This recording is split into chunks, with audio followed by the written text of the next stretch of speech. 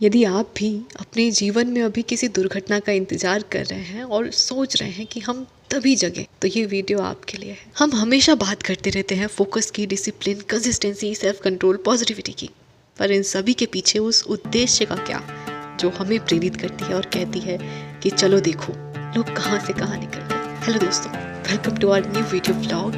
आशा करती हूँ हम सभी खुद से हर रोज जीत रहे होंगे और ज़्यादा नहीं, 1% हर रोज बेहतर हो रहे होंगे। दोस्तों, मुश्किल वक्त इंसान हमेशा अकेले जीता है, कोई नहीं आता उस समय मदद करने। वो तो जब कामयाब हो गए तो सब आ जाते हैं अपनी भूमिका निभाने, ताली बजाने। लेकिन एक वक्त हम बहुत अकेले होते हैं अपने जीवन में। बस एक ही चीज़ वहाँ मायने रखती है कि सच में हमारे दिल में अभी वो आग लगी है कि नहीं, सच में हमें करके दिखाना है या नहीं, और कुछ भी ऐसा नहीं जो हम कर नहीं सकते। दोस्तों, बात है सितंबर 2021 की। मेरे एग्ज़ाम थे लास्ट, शायद 27, 28, 29 सितंबर को, और डीएलएड 4th सेमेस्टर का एग्ज़ाम आने वाला था। वो समय कोविड का था, अभी कुछ क्लियर नहीं था कि एग्ज़ाम 3rd सेमेस्टर का होगा या 4th सेमेस्टर का। क्लासेस भी नहीं चलते थे। अचानक ये न्यूज़ आती है सितंबर में ही कि लास्ट सितंबर में हमारे एग्ज़ाम होंगे, और 3rd सेमेस्टर के नहीं, 4th सेमेस्टर के एग्ज़ाम होंगे। मुश्किल से 15-20 दिन थे। मैं घबराई थी पहले, क्योंकि मैंने 4th सेमेस्टर के हिसाब से कुछ नहीं पढ़ा था। मैंने 3rd सेमेस्टर की ही तैयारी करी थी। लेकिन फिर जब एग्ज़ाम डेट आ ही गई है तो पेपर देखे 4th सेमेस्टर के, और बस फिर अपने मन को मना लिया कि चलो ठीक है, हो जाएगा। सब टाइम टेबल बना लिया कि कुल 8 सब्जेक्ट है, अभी हमारे पास 15 दिन का 20 दिन का समय है, तो इतने दिन इसको, उतने दिन उसको, सारे ऐसे फिनिश कर लेना है। सब्जेक्ट छाट दिए इस बात पर कि हिंदी, इंग्लिश, मैथ, साइंस ये सब तो आता ही है, ध्यान ज़्यादा एसएसटी और चाइल्ड साइकोलॉजी के पेपर्स पर देना है। घर के कामों के बाद जितना समय था वो पढ़ाई पर, सिर्फ नोट्स बनाना, याद करना, सब्जेक्ट सारे तैयार करना, अपने हिसाब से सब कवर कर लिया था। एग्ज़ाम अच्छा जाएगा ये विश्वास था। एक दिन में 3 पेपर होते हैं, पहले दिन 2 पेपर होता है। चाइल्ड साइकोलॉजी का दोनों पेपर अच्छा गया पहले दिन। दूसरे दिन 3 पेपर थे, एसएसटी, साइंस और मैथ्स के, अच्छा गया। तीसरे दिन भी 3 पेपर था, हिंदी, इंग्लिश और शांति शिक्षा सतत प्रयास का, अच्छा गया था, पर इंग्लिश को छोड़कर।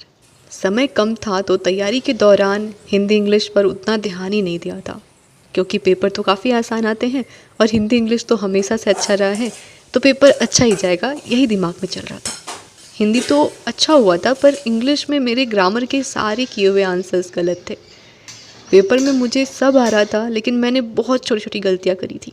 रिवीजन ही नहीं किया था, सारे रूल्स मैंने आंसर में गलत अप्लाई कर दिए थे। ग्रामर से प्रश्न ज़्यादा थे, जिसमें मैंने सारा गलत कर दिया था। थ्योरी वाले क्वेश्चन सही किए तो थे, पर थ्योरी में कभी भी नंबर पूरे नहीं मिलते, कटते ही हैं। पेपर लिखते समय लग रहा था सब ठीक कर रही हूँ, पर जब बाहर आकर मिलाया, दोस्तों से बातचीत हुई, तो दिल धक धक करने लगा कि मैंने तो सारा ही गलत कर दिया है। घर आकर ये महसूस होने लगा कि मेरा इंग्लिश में बैक लगेगा, लेकिन मैं खुद को दिलासा दे रही थी, क्योंकि कहीं ना कहीं ऐसा लग रहा था कि क्या पता एग्ज़ाम में पास कर दे एग्ज़ामिनर, क्योंकि थ्योरी वाले जो मैंने आंसर्स लिखे थे वो सही थे, और उन्हें मिलाकर पासिंग मार्क तो आ रहा था। लेकिन मेरे आंसू नहीं रुक रहे थे। खुद को काफ़ी पॉजिटिव किया, सब ठीक होगा, अभी कुछ नहीं सोचो, रिज़ल्ट का इंतज़ार करो। इस सब के कारण आने वाले यूपी टेट एग्ज़ाम को ख़राब नहीं करो, चूँकि एग्ज़ाम यूपी टेट का उसी साल नवंबर में आने वाला था। तो मैं काफ़ी परेशान थी, पर खुद को शांत किया और फिर पूरा जुट गई यूपी टेट की तैयारी में। सोचा सब ठीक होगा, लेकिन जब रिज़ल्ट आया एग्ज़ाम का तो मैं फ़ेल थी इंग्लिश में। मेरे पासिंग नंबर से 1 नंबर कम थे। रात में 10 बजे के आसपास रिज़ल्ट आया था। वो रात दोस्तों, मैं आज भी याद करके ना बहुत रोती हूँ। मैं खुद की नज़रों में गिर गई थी उस दिन। मुझे लगा कि इतने छोटे से एग्ज़ाम में बैक लग गया, मैं किस लायक हूँ, मैं सबको क्या जवाब दूँगी, मुझे शायद कोई नहीं समझे।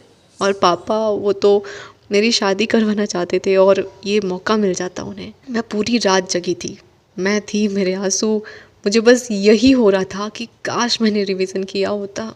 मैंने क्यों रिवीज़न नहीं किया? इतने आसान पेपर में मैं फ़ेल हो गई। हमेशा से अच्छा किया है, और ये बैक का ठप्पा मेरे ऊपर एक बहुत बड़ा बोझ जैसे था। मैं वो फीलिंग नहीं आप सभी के साथ बांट पा रही हूँ। बहुत अजीब सी फीलिंग थी, एकदम अकेला महसूस कर रही थी मैं उस समय।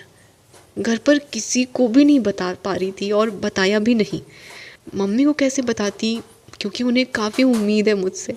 मुश्किल तो मेरी तब और बढ़ी जब ये खबर फैलने लगी कि यूपी टेट हो गया तो अब सुपर टेट भी आएगा। और अब मैं तो बहुत ज़्यादा डर गई थी कि पापा को अब सच में क्या बोलूँगी। जब फॉर्म निकलेगा मैं नहीं भरूँगी और मेरे सारे दोस्त भरेंगे, मैं क्या जवाब दूँगी। का एग्ज़ाम मई महीने में होने वाला था और इसमें तो काफ़ी समय था और ऐसा हो रहा था कि सुपर टेट एग्ज़ाम बस आने ही वाला है। सबसे छिपाकर मेरे पास जो कुछ पैसे थे मैंने बैक का फॉर्म भरा। मई में मेरा एग्ज़ाम था। किसी को बिना कुछ बोले मैं पढ़ रही थी। वो रात जब रिज़ल्ट आया और 5 मई 2022 जिस दिन मेरा बैक का एग्ज़ाम था इंग्लिश का, तब तक वो दिन रात मेरे लिए एक पहाड़ सा था। PYQ देखकर मैंने हर टॉपिक लिख डाले कि हर साल एग्ज़ाम में कौन कौन से टॉपिक पूछे जाते हैं। उस समय मेरा जुनून इतना था, मैंने इंग्लिश का ऐसा कोई भी पॉइंट नहीं छोड़ा। ऐसा कुछ भी नहीं बचा होगा जो नहीं पढ़ा। हज़ारों इडियम, फ्रेज़, इंटो, साइनो, सारे ग्रामर रूल्स मेरे एकदम जुबान पे थे। एक गलती की मुझे इतनी बड़ी सज़ा मिली थी।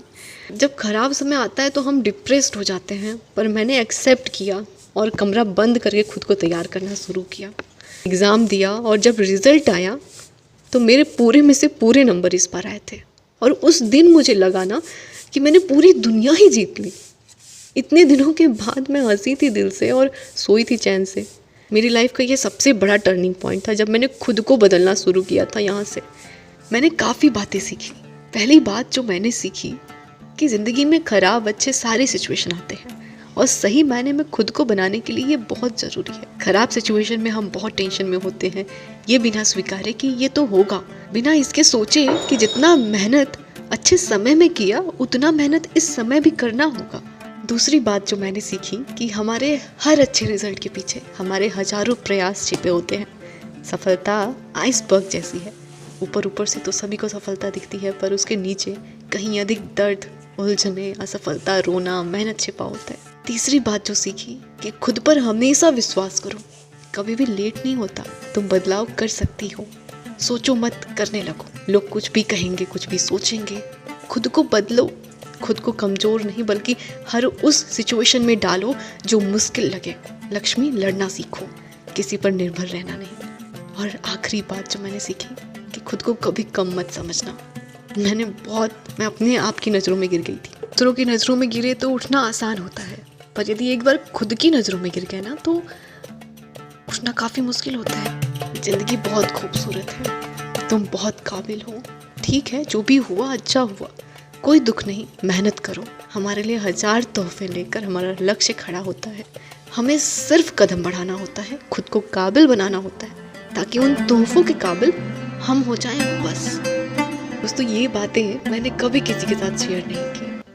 आप सभी के साथ साझा करने के पीछे उद्देश्य केवल था अपने अनुभवों से आप सभी के निराशा से भरे सारे कमेंट्स का जवाब दें। हम सभी के अंदर सोए हुए उस इच्छा को, काबिलियत को जगाना जो खो रही है। हम भूल रहे हैं खुद की शक्ति। हम हमेशा अच्छे नहीं हो सकते, ये सच है। गलतियां हर कोई करता है, कोई परफेक्ट नहीं, लेकिन हमेशा हम रिजल्ट से बहुत कुछ सीखते हैं। खुद को ज़्यादा ना उलझाकर।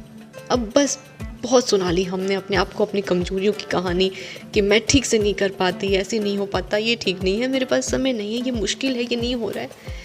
खुद की कमजोरियां बहुत गिन ली, क्यों ना खूबियों को गिने, उन्हें लिखें, उन्हें निखारें, खुद को बेस्ट बनाएं, खुद का बेस्ट बनाएं।